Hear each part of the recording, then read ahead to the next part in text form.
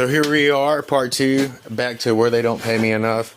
Basically, like, you, especially blue collar, man, unless you get like some, and I didn't get a skilled labor trade. I didn't want to go and slave away at a shipyard or at a chemical plant or anything like people I knew. It just didn't sound like, I would drive by those places and it looked like prison cells to me, honest to God. I'm like, look at those, like all them dudes going in and like, anyways, that's just my personal view, man. If that's your job, more power to you. Thank God for blue collar men that are willing to go do the jobs nobody wants to do, because honest to God, it's those men who make our world go around.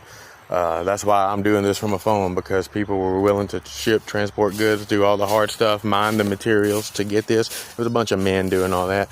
Anyways, back to the point I was trying to make about yourself, looking at yourself in the mirror, giving yourself excuses. Why I can't, why, you know, I like I said earlier, I had a young family when I started all this. When I quit my first job, we just had our second child. We had a 3-year-old, 3.5, 4-year-old son, and the other one was newborn, 3.5. That's what he was. And, man, it was tough, dude. I'm going to be honest. Like, my wife was like, what are you doing? I quit for 3 months. I went back to another full-time job, 2.5 years.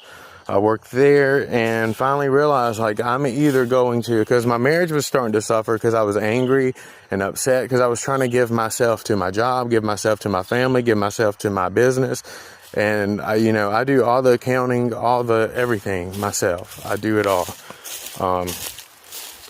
But anyways, I tried to do all that and end up burnt out and almost losing everything.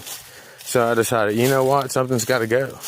So the job, the full-time job, the stable career, and it caused some transitions. My wife's had to work, and there will be men that say, we live in a society that they try to put men down, like, oh, if your wife has to work, you're not being a good provider and you're not doing your part as a man.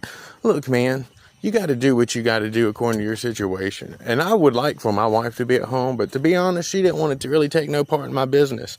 So she's got to work. She's got to do something. She can't sit at home and not do nothing with my business. And I needed help. So she wanted to work, and also insurance, man. Insurance. Whew, if you know, it ain't free, baby. I might call it the land of the free. It ain't the land of the cheap, I tell you that. But anyways, man, I just want to say all that to say, man, you can do it. You can do it. Just stop giving yourself an excuse. I mean, my dining room literally is my office right now. You just have to make hard changes and sacrifices. And that's the part really nobody wants to do. But it's up to you, man. Y'all have a blessed day. Holla, holla, blue collar $1.87.